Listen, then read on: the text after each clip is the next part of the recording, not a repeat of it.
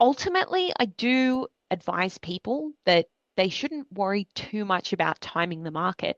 As you would know, property is a long-term game and there's going to be lots of short-term fluctuations. But at the end of the day, it's historically returned very well over the longer term. And always just think about, when is best for you in terms of affordability, weighing up your options. If you're living at home rent free with mum and dad, then it's probably less time pressing for you to get out there and buy something than if you're in the rental market and your rents are going up and that's eating into your savings. You might actually want to get into ownership sooner. So there's all those individual factors to weigh up. And yeah, focusing more about time in the market than timing the market.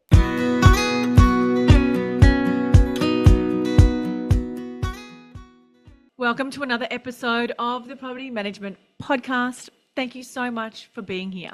Now, in today's episode, we're talking about one of the most powerful tools in your professional arsenal: property, market, data, and insights. In an industry that is constantly evolving, staying ahead means arming yourself with the right knowledge. Real estate isn't just about selling or renting homes. It's about understanding the market, interpreting the data, and using those insights to guide your clients confidently. Market data is more than just numbers. It tells a story of trends, opportunities, and risks. And while it's not a crystal ball, it doesn't lie. It gives you the edge to anticipate changes and make informed decisions. And today, we're thrilled to have Eliza Owens, the Head of Research at CoreLogic Australia, join us. With nearly a decade of experience as a housing market researcher, Eliza has been at the forefront of reporting on critical issues like housing affordability, credit conditions, and the impacts of the COVID-19 pandemic on the housing market. She has a real passion for sharing knowledge with the real estate community and consumers alike, and this makes her a highly sought after keynote speaker and trusted voice in the industry. Today we're going to explore how real estate professionals can leverage market data to position themselves as experts, enhance their marketing efforts, and strengthen your client relationships. Eliza will share valuable insights on how you can use this data to not only grow your business, but also empower your clients with the information they need to make smarter decisions. So whether you're looking to sharpen your expertise or find new ways to communicate market trends to your clients, this episode is packed with actionable advice. Strap yourselves in and grab a pen and paper because you're going to want to take some notes. Eliza, thank you so much for joining me on the Property Management Podcast. Before we dive in, can you share with our audience a little bit about yourself and what you do with CoreLogic? Sure. I'm head of research for CoreLogic Australia, and it's basically my job to tell the story of what's going on in the housing market. So using CoreLogic's own analytics on value change, listings, rent values, as well as economic and demographic data to give people, I guess, a bit of context on market movements to empower them in their day-to-day. And my journey into this role was basically studying economics, but also working at a property data company while I was at university. So by the time I graduated, I'd already fallen in love with real estate economics and property market dynamics. So yeah, it's a bit of a dream gig for me. And I'm really happy to be able to be here and share those insights today. You are like the crystal ball of the property world that we all wish we had. We try. I feel like if I was very skilled with the crystal ball, I might be a lot wealthier and not even working, to be honest. But we do what we can to try and form a view about where things are going and trends in the property market. And so talk to me a little bit before we dive into talking about the market and stuff. I've just always been curious, how do you get the data? And the data always tells a story, doesn't it? And I guess it's not like a crystal ball, really. It's not what you do is not just guessing what's happening. You're actually drawing on the data that you pull into CoreLogic. So maybe just share a little bit about how that all works, because I'm personally very curious about that. Yeah, that's a great question. So, our analytics are built off of really thousands of different data sources that we are ingesting into our databases every single day. We're constantly refreshing one of Australia's most comprehensive databases of the property market. We're using sales and listings information so that we can then build up this idea of value. But we're also looking at things like property attributes. How many bedrooms and bathrooms does a property have, and how does that affect the value? What's the slope of the land, the aspect of the property, even using reading of imagery to get a sense of the internals of a property and the materials that are used to put it together. So all of that information is basically processed through algorithms to spit out, what we think the property is worth on any given day. So that sort of forms the basis of the value. We do the same for the rent value using a combination of rental listings and again attributes of the property to estimate what that property would rent out for if you put it on the market today. And then, of course, things like, set transaction information can help us understand weekly auction market data, which is a really good read of how the market is performing as well. So if your neighbor's home sells for auction on the weekend, we'll probably know about that within a few days and be using that to assess the market as well. And we're also doing some really exciting stuff with energy efficiency now, where we're trying to put an estimate of energy efficiency to existing homes. And down the line, we should be able to get that information to help us inform the value of properties as well. Yeah, because there's a lot of new legislation coming in, isn't there, around the energy efficiency? That might be a topic for another episode, though. So yeah, I guess with data, and I think a lot of people are now coming to the understanding that the data is valuable not only in growing your business, but it's also really valuable in setting yourself up as the expert in your core area where you're selling or renting properties. So maybe just share with me some of I guess, the data that we should be looking at in RP data. And this is not our topic, but we will, I just, again, I'm really curious about this. What is the key data, whether you're a sales agent or property manager, BDM, business owner, that we should be focusing on to, set ourselves up as that expert and go-to person in our markets? Yeah, Kylie, you're 100% right. I feel like in such an uncertain market where there's so much information flying around, what your clients would really appreciate is certainty and having the information and the data to back up that narrative of where you see in the market. Although, as we know, agents get a lot of those market indicators just from being on the ground and seeing how many people are going through rental properties and coming to auctions. The data can really help legitimize that and help guide those conversations with clients. So in RP data, you have market trends of the relevant suburb that can help you understand whether, the market is cooling or heating up. But I think also, keeping across the CoreLogic research page, if you go to corelogic.com.au/news, you can find our latest updates on the broader economic trends that are shaping the market as well. A good example with the rental market is how we analysed migration changes through the COVID-19 pandemic, looking at which markets were most exposed to population growth from overseas arrivals, and the fact that that had a really direct impact on the rental market. So that could sort of help people to explain to, their investor clients why they might be having trouble renting out a property or why there was overwhelming demand for their property and that they might have more flexibility in setting a higher rental rate. So I think understanding those economic and demographic trends can be really important as well. Absolutely. I love that. Thank you.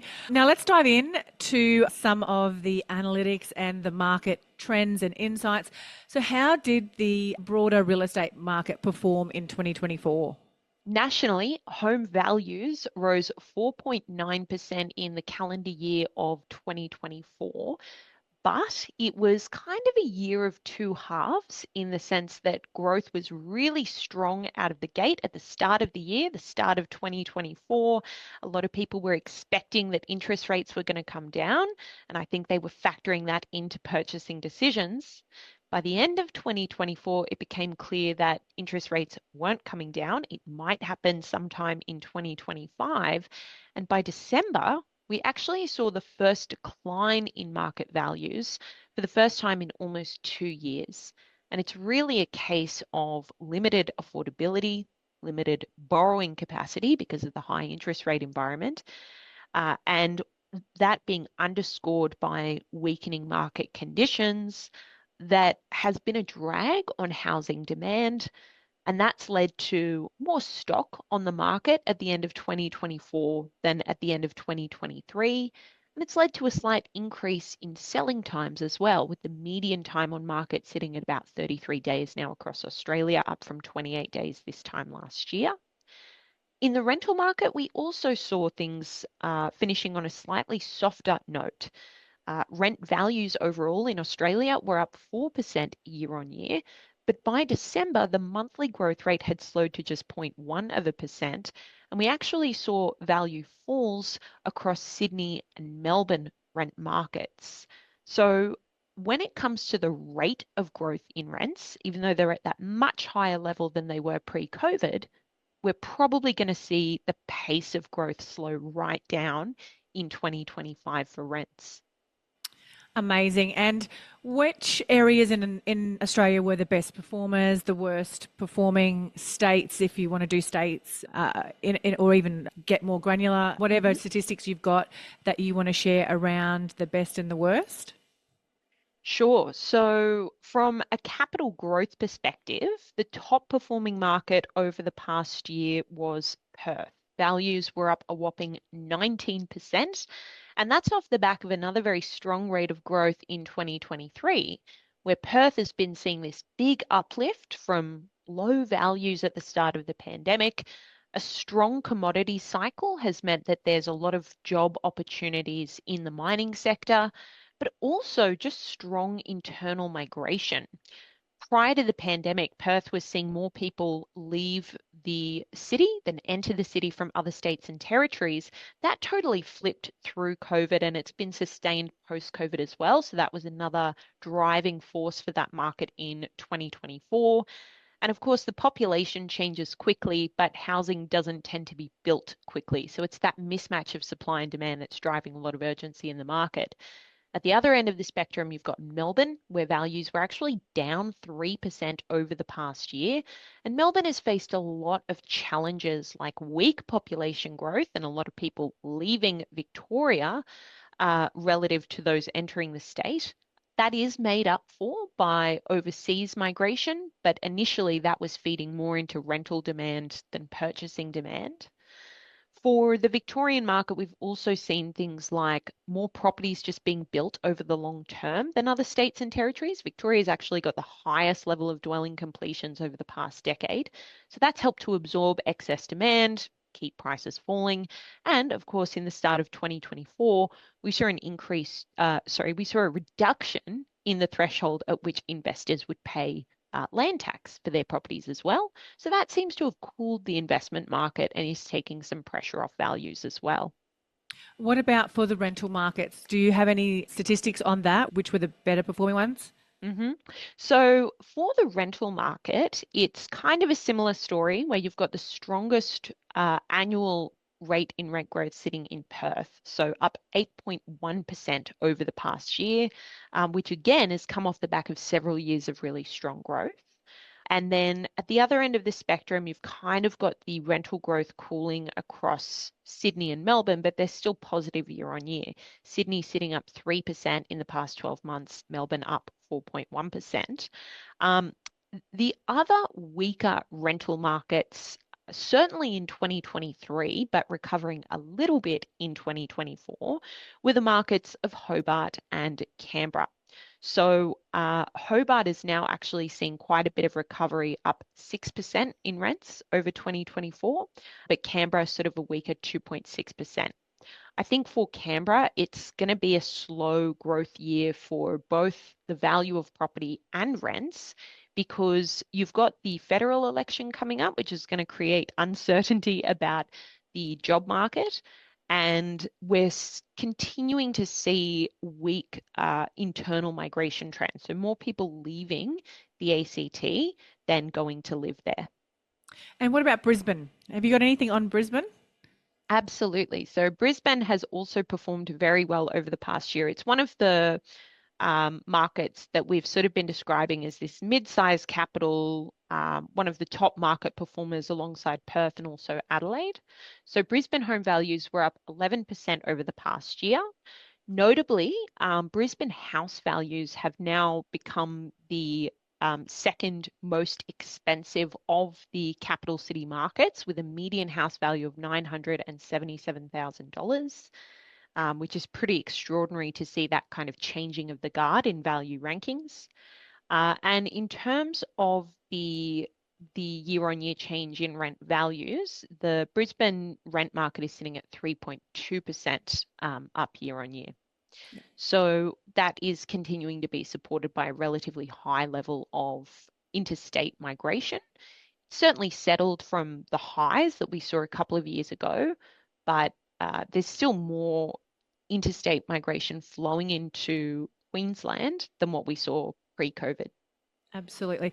A reason I asked about Brisbane is because I have a business in Brisbane, or the western corridor of Brisbane. And what I have noticed this year is, with legislation changes, the affordability crisis is going to, I personally feel, is going to create a really big issue in the rental market this year. We're seeing that rental prices, because you can only put rent up once every 12 months, you've got $200 differences in rental prices being advertised online, which makes it really hard to gauge what the actual market is sitting at right now. But people's wages and, benefits and all those things are not going up in comparison. I mean, already we've increased our rental affordability percentage from 30% to 40%. So do you think, and I guess looking forward now, casting that vision into 2025, of course, affordability is going to be an issue, but what are some of and maybe you want to touch on that, but what are some of the other issues that are going to affect the housing market? And maybe we'll start with the rental market first, and then we'll dive into the sales market. Are you feeling overwhelmed and thinking about selling your rent roll? Don't worry, you're not alone, and HDNU is here to help. Whether you're ready to sell now or you just want to plan for the future, the friendly and approachable team at HDNU makes the process simple and stress-free. Hello, yes please. With over 30 years of expertise, they're not just about crunching the numbers. They genuinely care about helping you maximise your agency's value and get the best outcome for you. Their sales readiness bundle is like having a trusted advisor by your side. They'll work closely with you to assess your agency's key factors, create an easy to understand heat map of your strengths and opportunities, and then sit down with you for a 90-minute workshop to guide you on what to do next. They'll look at everything from rent roll earnings and rent arrears to compliance and team performance and explain it all in plain English. If you're planning to sell soon, HDNU can even handle the whole process for you, from finding qualified buyers to negotiating the deal. Their friendly, professional team takes the stress out of selling so you can feel confident every step of the way. And to get started, simply book in a meeting with the team today. Their link is in the show notes. They're here to help you move forward with confidence. If you're ready to be a super organised, focused and productive property manager, buckle up, because Colmio is about to revolutionise the way that you work. Colmio is the driving force behind property management excellence in residential real estate. Now picture this, a comprehensive end-to-end system designed to be the beating heart of your property management tasks, manage your properties, owners and tenants, and handle payments, inspections, and even marketing listings without leaving the platform. Colmio is designed to be an all-in-one solution to all your property management needs. And here's the game changer. Colmio isn't just software. It's been awarded the most innovative prop tech scale up in 2023. Yes, you heard it right. Colmio has been recognised for their groundbreaking approach to property management software. How good is that? So, property managers, whether you're a seasoned pro or just starting out, dive into the future of property management with Colmio. You can book in a demo with the team today and go in their weekly draw for a Prezi gift card worth $100. All you need to do is to head to the link colmio.com/thatpropertymum, and Colmio is KOLMEO.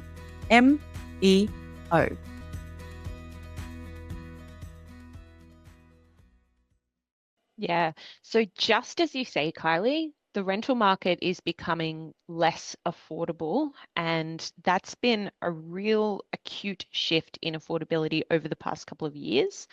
That's because you've had really big changes in migration and household formation over the past few years. So, one of the key factors that we saw through the pandemic was this breaking up of share houses. And initially, through the pandemic, people got more income from government subsidies, and income growth had been rising as well through 2023 with the high inflationary environment. But ultimately, it was that initial boost through COVID that put a lot of extra money in renters' pockets and empowered them to break up and spread out across the market and get more space for themselves because, people were spending more time at home. They wanted a bigger home. Now, that simple demographic shift where we saw average household size fall from about 2.6 people per household to 2.5 people added to dwelling demand by over 100,000 properties in a relatively short space of time across the country. Oh, wow, that's interesting. That's really interesting. I would not have thought about that in a million years. Yeah, So, so yeah, keep going. That's amazing. Yeah. it was sort of flagged by the RBA, and it also meant that even if you have no change in population from overseas migration, there can still be big changes in housing demand if people have more income to spend on housing. Now we're in a very different environment. High cost of living means that people are sort of struggling to meet increasing housing costs. And so like the movement of an accordion, I guess, you're seeing a reversal of that trend where people were spread out across the market, now starting to group together again, especially in the capital cities where we're seeing average household size start to rise. That's going to help to ease rental demand a little bit as people try and scale their rental costs through share housing. The other big shift that we saw over the past few years was net overseas migration. Now, around 60 to 70% of recent overseas arrivals to Australia are renters when they first get here. So when border closures came in around COVID, that immediately dented demand in the rental market, especially across your big investment markets, the inner city unit markets of Sydney and Melbourne. Then it tightened up domestically, as I mentioned, because people spread out. And then we saw the big catch up in net overseas migration once borders reopened in 2022. So that was another big shock to rental demand once we reopened the borders. For 2025, we're expecting this trend of net overseas migration normalizing.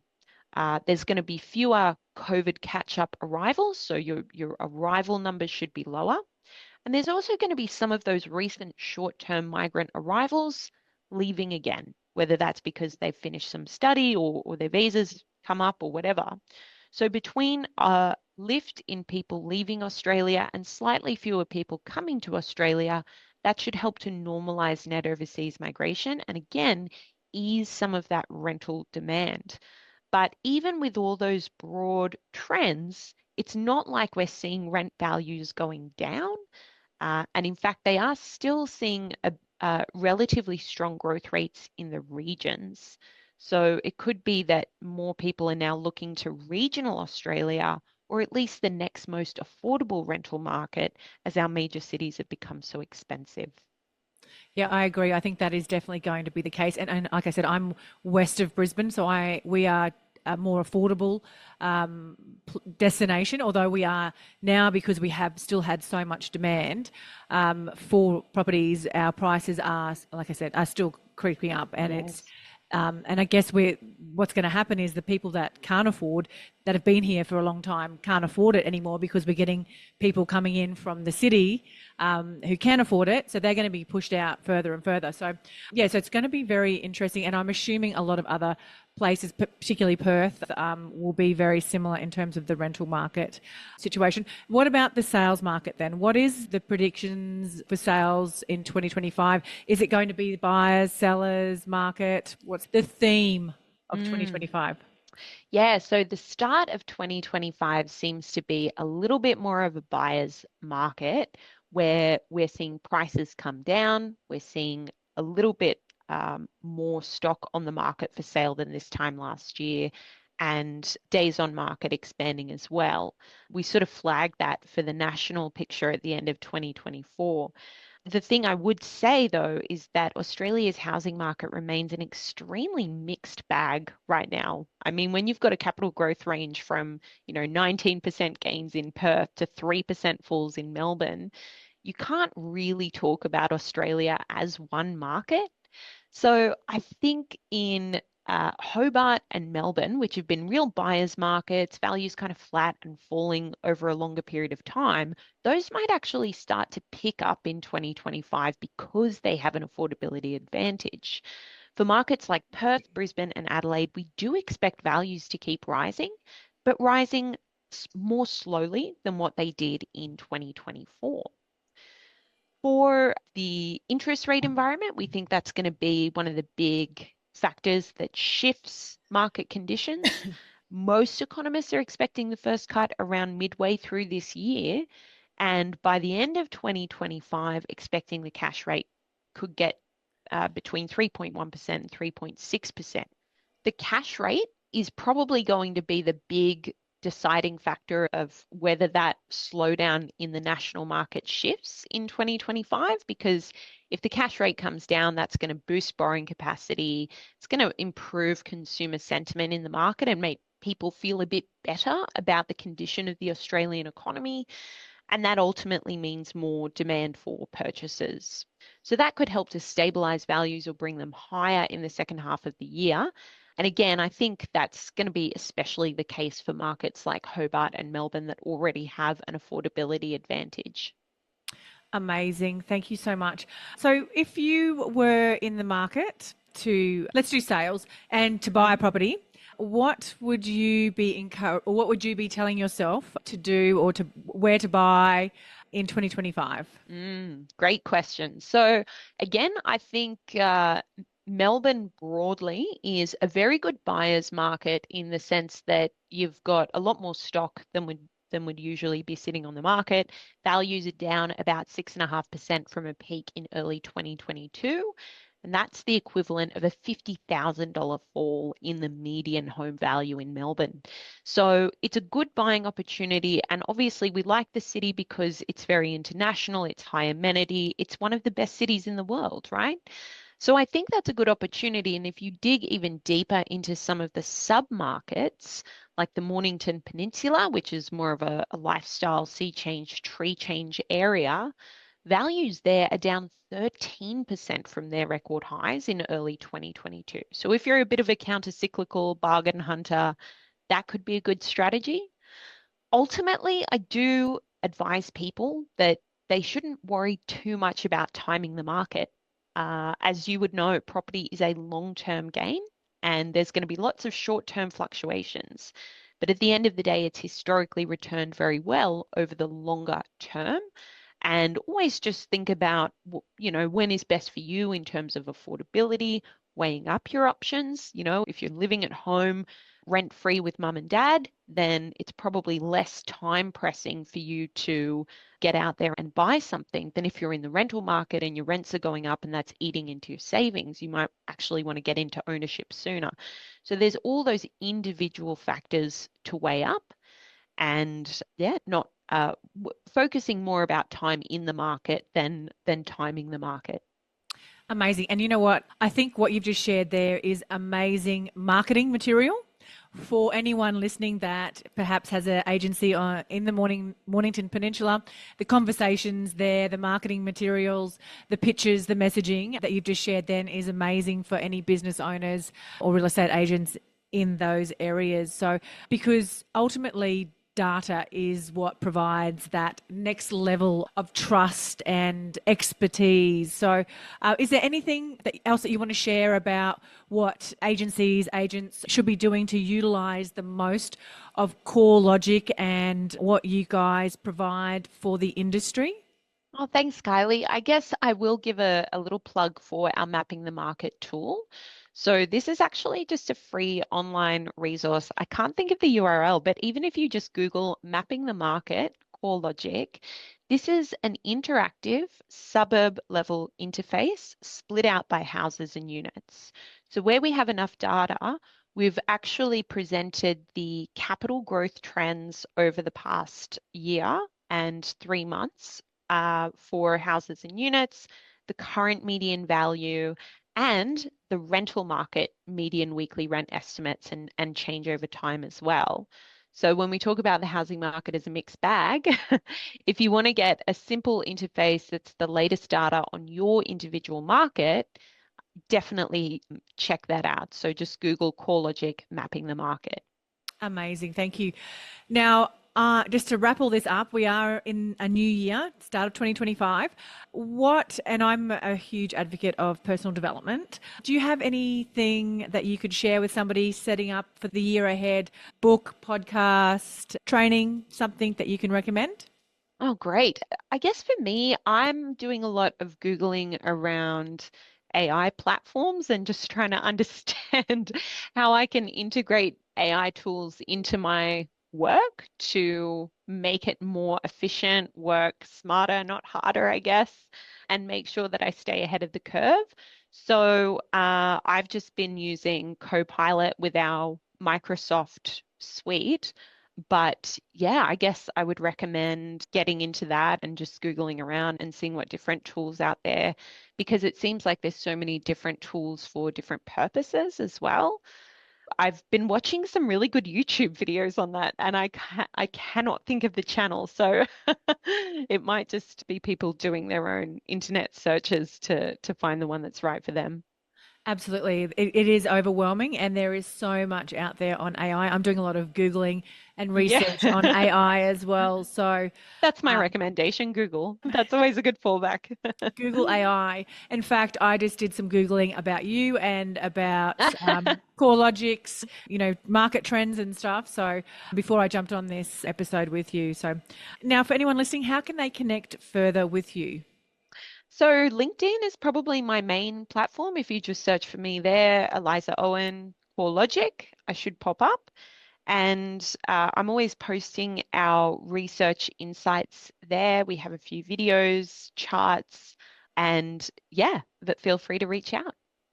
Amazing. Eliza, thank you so much for joining me on the podcast. Thank you for having me. It's been great. Can I ask you a quick favour before you leave this episode? Now, we all know how important reviews are for businesses these days, and mine is no different. If you could spare just a minute to follow, rate and review this podcast, it would mean a lot to me. In fact, what would get me super excited is if you share this podcast with someone in the industry who you think might need to hear some of the episodes right now. And if you'd like to find out more about working with me or any of the products I have to help you start, grow or scale your property management business, head to my website, thatpropertymum.com.au, or check out the links in the show notes.